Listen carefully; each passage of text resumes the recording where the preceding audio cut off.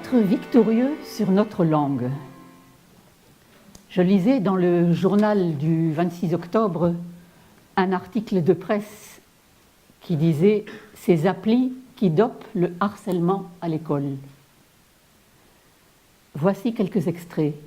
Les smartphones des ados sont saturés par des applications anonymes comme, écoutez bien les noms, Secret, Gossip, qui veut dire médire en anglais, Curious Cat, le chat curieux, Ask, interroge, Blind Spot, tache aveugle, et la petite dernière s'appelle Saraha, la franchise en arabe. Le principe est toujours le même. Sous couvert de faciliter les relations de travail entre collègues timides, la plateforme est aussi utilisée pour diffuser ragots, insultes et autres messages violents. La messagerie est toujours asymétrique. L'expéditeur est anonyme et le destinataire ne peut pas répondre. Le site Ask a fait polémique en 2013 après le suicide d'une jeune fille au Royaume-Uni, moquée et menacée de mort.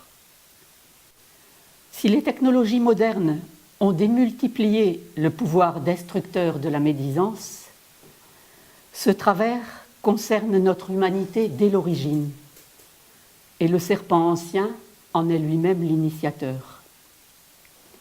Genèse 3 nous montre comment il a traîtreusement instillé le doute dans l'esprit d'Ève en insinuant que Dieu avait menti, qu'il prétendait les protéger de la mort en leur interdisant le fruit de l'arbre, alors qu'il voulait en fait conserver le pouvoir pour lui seul en les privant de l'accès à la connaissance. Cette connaissance qui ferait des deux des dieux. Adam et Ève, en choisissant de l'écouter plutôt que d'obéir à la parole de Dieu, se sont mis sous l'esclavage du péché qui conduit à la mort. Jacques 3 nous met en garde contre le pouvoir destructeur de la langue. Je lis à partir du verset 5. La langue est un petit membre et elle se vante de grandes choses. Voyez comme un petit feu peut embraser une grande forêt. La langue aussi est un feu. C'est le monde de l'iniquité. La langue est placée parmi nos membres, souillant tout le corps et enflammant le cours de la vie, étant elle-même enflammée par la géhenne. Toutes les espèces de bêtes, d'oiseaux, de reptiles et d'animaux marins sont domptées et ont été domptées par l'homme. Mais la langue, aucun homme ne peut la dompter. C'est un mal qu'on ne peut réprimer. Elle est pleine d'un venin mortel. Par elle, nous bénissons le Seigneur notre Père, et par elle, nous maudissons les hommes faits à l'image de Dieu. De la même bouche sortent la bénédiction et la malédiction. Il ne faut pas, mes frères, qu'il en soit ainsi. La source fait-elle jaillir par la même ouverture l'eau douce et l'eau amère? Un figuier, mes frères, peut-il produire des olives ou une vigne et des figues? De l'eau salée ne peut pas non plus produire de l'eau douce.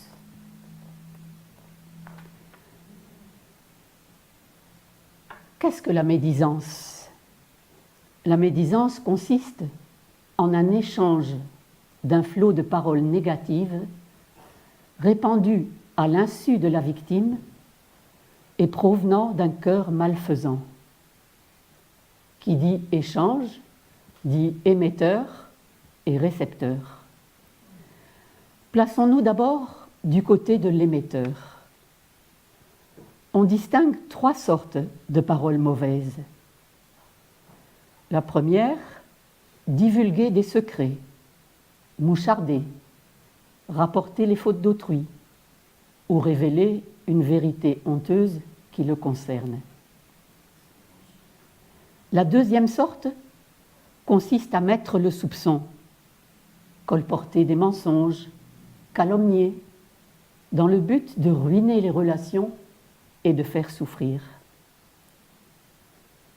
La troisième sorte de parole mauvaise consiste, face à une situation difficile, à se répandre en conjectures suspicieuses sur les causes ou en prédictions funestes sur son issue, comme l'ont fait les amis de Job.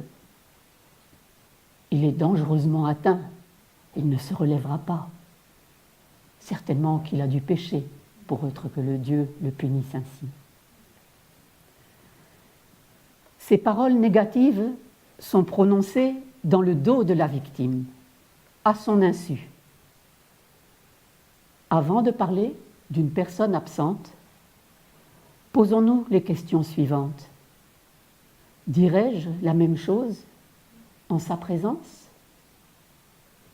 Apprécierais-je qu'on parle de moi de cette façon? Règle d'or à respecter absolument. Ne fais pas à autrui ce que tu n'aimerais pas qu'on te fasse. Ces paroles négatives viennent d'un cœur mauvais, car c'est de l'abondance du cœur que la bouche parle. L'homme bon tire de bonnes choses de son bon trésor, et l'homme méchant tire de mauvaises choses de son mauvais trésor. Je vous le dis, au jour du jugement, les hommes rendront compte de toute parole vaine qu'ils auront proférée. Car par tes paroles tu seras justifié, et par tes paroles tu seras condamné. Matthieu 12, versets 34 à 37. La médisance avance masquée. Elle se présente sous différentes formes qu'il nous faut identifier au plus vite si nous voulons y couper court. Tout d'abord, l'indiscrétion. Tel indiscret prend plaisir à dévoiler les secrets, mais l'esprit fidèle les garde. Proverbe 11, verset 13. L'indiscret excelle à soutirer des informations, en troquant une pseudo-confidence contre un secret, ou à parler du faux pour savoir le vrai. Puis, il s'empresse de le divulguer. Savoir ce qui ne le concerne pas, ou savoir quelque chose avant tout le monde, confère un sentiment de puissance qui comble une soif malsaine de pouvoir. Mais la puissance de la médisance rend esclave, tandis que la puissance divine rend libre. Et Dieu peut faire, par la puissance qui habite en nous, infiniment au-delà de tout ce que nous demandons ou pensons. Éphésiens 3:20. Le deuxième masque que revêt la médisance, ce sont la rouspétance, les critiques, les murmures. L'homme pervers excite les querelles, et celui qui murmure divise les amis. Proverbe 16, verset 28. La critique est souvent motivée par la jalousie qui habite les cœurs pécheurs.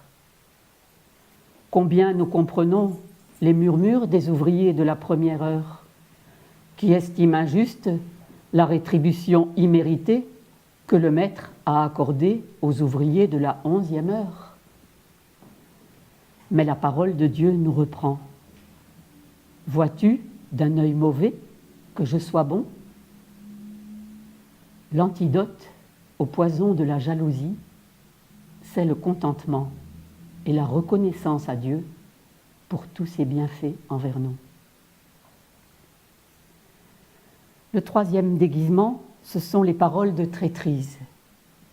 Elles viennent d'un cœur haineux ou amer, animé d'un désir de vengeance. Ce sont des propos diffamatoires ou la révélation publique d'une vérité honteuse. Exemple, la femme de Potiphar, n'ayant pu séduire Joseph, se venge en l'accusant faussement de tentative de viol et le fait jeter en prison.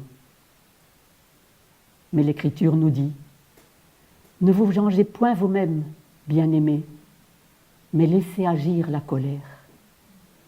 Car il est écrit « À moi la vengeance, à moi la rétribution, dit le Seigneur. Ne te laisse pas vaincre par le mal, mais surmonte le mal par le bien. » Romains 12, 19 à 21. La médisance empreinte de malice, celle qui conduit à la traîtrise, est la pire de toutes, parce qu'elle rappelle le comportement de Satan. Les commérages haineux divisent les communautés. Paul dut lutter contre cela à Corinthe. Dans 2 Corinthiens 12, verset 20, il nous dit « Car je crains de ne pas vous trouver tel que je voudrais. Je crains de trouver des querelles, de la jalousie, des animosités, des rivalités, des médisances, des calomnies, de l'orgueil, des troubles. Je crains qu'à mon arrivée, mon Dieu m'humilie à nouveau à votre sujet, et que je n'aie à pleurer sur plusieurs de ceux qui ont péché précédemment et qui ne se sont pas repentis de la débauche et des dérèglements auxquels ils se sont livrés. » Le 4e masque, c'est celui de l'hypocrisie. L'hypocrite écoute, voire participe au commérage pour s'intégrer à un groupe, par peur de l'exclusion. Mais la Bible nous dit, en Jacques 4, verset 4, « Qui veut être ami du monde se rend ennemi de Dieu. La crainte des hommes tend un piège, mais celui qui se confie en l'Éternel est protégé. » Proverbe 29, verset 25. Une autre forme de masque, c'est la curiosité. La curiosité consiste à s'immiscer dans les affaires d'autrui. En 1 Timothée 5, verset 13, Paul dénonce ce péché qui découle de l'oisiveté et se traduit par des ragots qu'on partage ou qu'on écoute pour tromper l'ennui. Le remède, c'est un service actif et aimant envers autrui.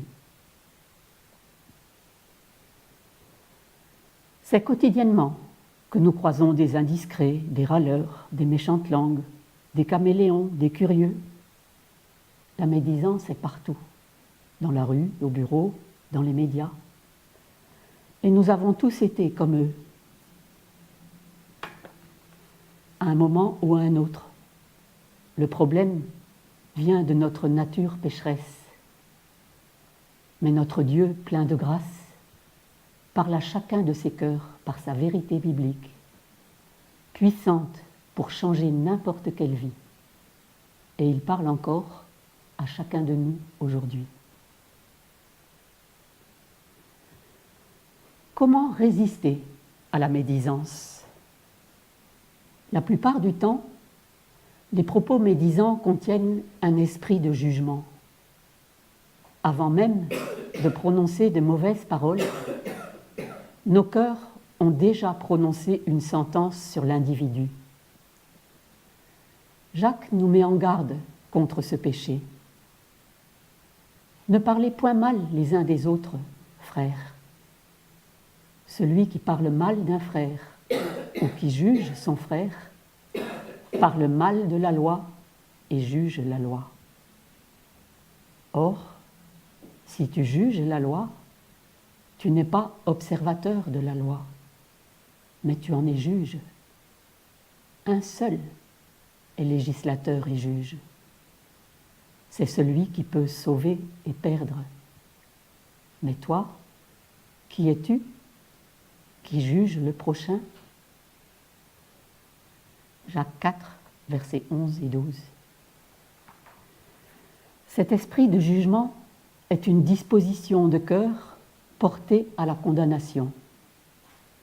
Il résulte d'un jugement hâtif, d'un présupposé non fondé, de la prise en compte d'un seul point de vue ou de sources peu fiables. Oui dire, il paraît que, apparence. L'esprit de jugement est le mauvais fruit d'un cœur orgueilleux et présomptueux qui s'érige en juge à la place de Dieu. Il témoigne d'un manque d'amour qui nous fait prêter à autrui des motivations répréhensibles au lieu de lui accorder une écoute véritable et bienveillante.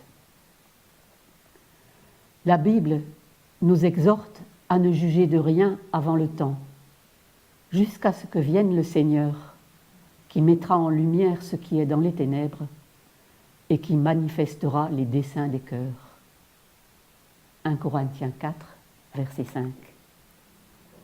Mieux, la Bible nous exhorte à nous examiner nous-mêmes. Dieu vous jugera comme vous jugez les autres. Il vous mesurera avec la mesure que vous employez pour eux. Pourquoi regardes-tu la paille qui est dans l'œil de ton frère, alors que tu ne remarques pas la poutre qui est dans ton œil, ton propre œil? Comment peux-tu dire à ton frère, laisse-moi enlever cette paille de ton œil? Hypocrite, enlève d'abord la poutre de ton œil.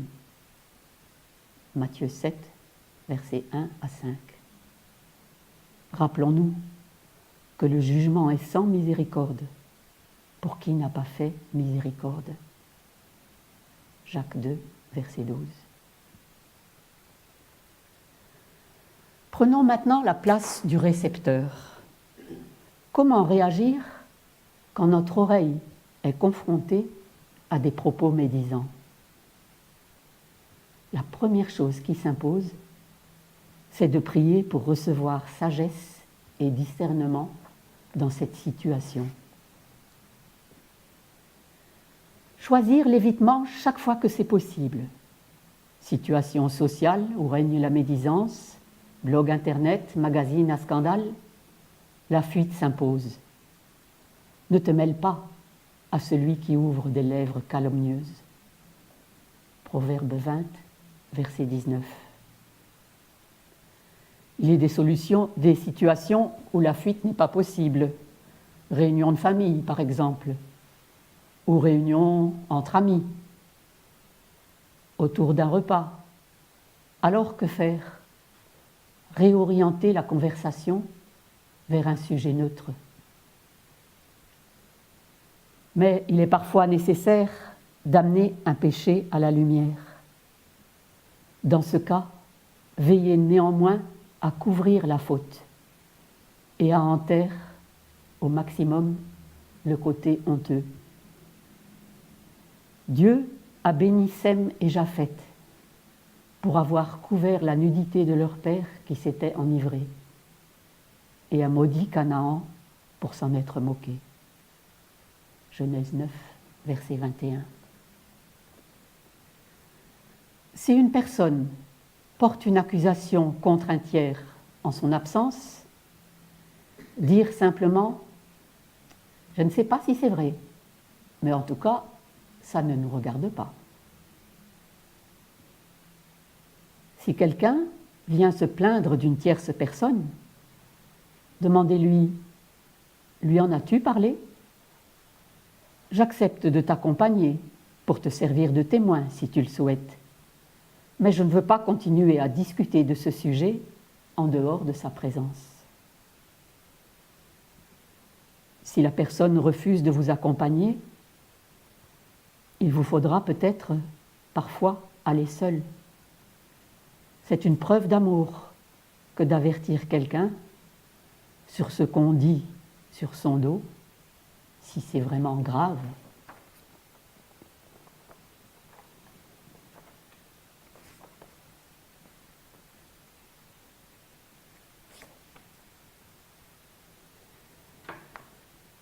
Regretter la médisance. La médisance est un péché grave dont le pouvoir est destructeur. La médisance blesse les gens. La médisance est aussi irrattrapable que les plumes d'un oreiller éventré que le vent a dispersé. Alors, que devrions-nous faire? Tout d'abord, se repentir, confesser à Dieu notre péché, reconnaître combien nos agissements ont été nuisibles à notre prochain et offensants vis-à-vis de Dieu. Reconnaître les motivations pécheresses de mon cœur et mon besoin d'en être purifié. Ensuite, prier pour la guérison des blessures infligées et pour la restauration des relations, si c'est possible. Troisièmement, demander à Dieu sagesse et discernement pour savoir s'il est souhaitable ou non de retirer les paroles médisantes en demandant pardon à la victime et aux personnes dont nous avons empoisonné l'esprit par nos commérages. Tout dépend du degré de gravité des propos tenus, de leur impact sur ma relation avec cette personne ou sur sa réputation et de l'étendue des dégâts. Quatrièmement, recevoir la purification divine. Il nous sera impossible de rattraper les paroles prononcées, mais nous ne devrions pas continuer à vivre avec le poids de la culpabilité. Si la Bible dit que ceux qui commettent ces choses méritent la mort, rappelons-nous que Jésus est mort à notre place, lui, juste, pour des injustes. C'est pourquoi, si nous confessons nos péchés, il est fidèle et juste pour nous les pardonner et pour nous purifier de toute iniquité. Approprions-nous cette promesse et marchons en nouveauté de vie. Remercions Dieu de ce que la loi de l'esprit de vie nous affranchit de la loi du péché et de la mort. Romains 8, verset 2. Prions avec le psaume 141. Éternel, mets une garde à ma bouche. Veille sur la porte de mes lèvres. N'entraîne pas mon cœur à des choses mauvaises, à des actions coupables avec les hommes qui font le mal, et que je ne prenne aucune part à leur festin. Le Saint-Esprit s'empresse de répondre à une telle prière. Alors, aucune parole malsaine ne sortira plus de nos bouches. Nous dirons seulement des paroles utiles qui répondent à un besoin et encouragent autrui pour faire ainsi du bien à ceux qui entendent. Éphésiens 4, verset 29. Et pour finir, je vous laisse ces petites perles du livre des Proverbes. La langue du juste est un argent de choix. La langue des sages apporte la guérison. La langue douce est un arbre de vie, et qui veille sur sa langue préserve son âme. Amen.